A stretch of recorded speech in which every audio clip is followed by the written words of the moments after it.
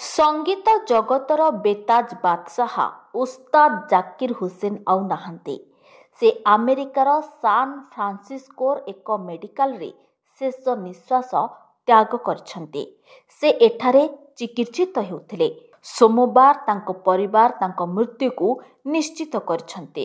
स्वास्थ्यगत समस्या हेतु गत 2 सप्ताह धरी संगीतकार को डाक्तरखाना रे भर्ती कर जायथिला।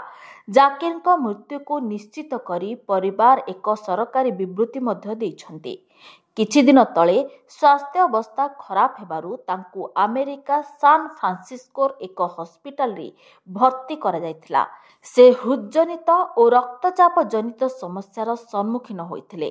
पद्मश्री, पद्मभूषण और पद्म विभूषण भली सम्मान रे सम्मानित उस्ताद जाकिर हुसैन को मृत्यु बेल को 73 वर्ष बयस होइथिला। एने तांको अवर्तमान रे संगीत जगत रे शोकर छाया खेली जाइछे।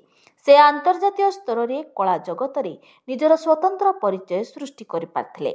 1951 रे उस्ताद आल्हाराखा रे जन्म ग्रहण करिथिबा जाकिर पिला दिनरु अत्यंत प्रतिभाशाली थिले। से 7 वर्ष बयस रे अभिनय आरंभ करथिले।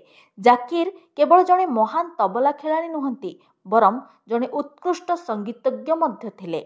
जाकिर को अनेक पुरस्कार रे सम्मानित कर जायथिला। तांको 1988 रे पद्मश्री पुरस्कार प्रदान कर जायथिला।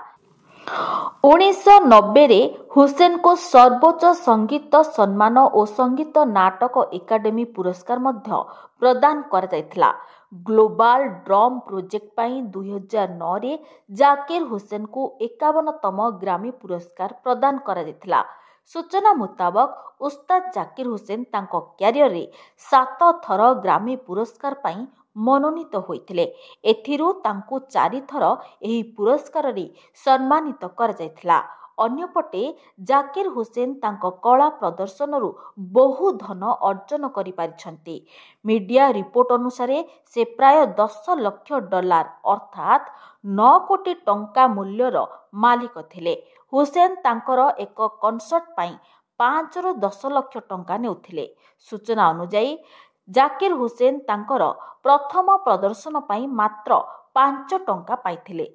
जाकिर तांको पितांक ठारू तबला कला कौशल उत्तराधिकारी होइथिले। से पंडित शिव कुमार ठारू संगीत मध्य शिखिथिले। जाकिर हुसैन मुंबई रो सेंट जावियर कॉलेज रु स्नातक हासिल करिथिले। ब्यूरो रिपोर्ट चर्चा न्यूज।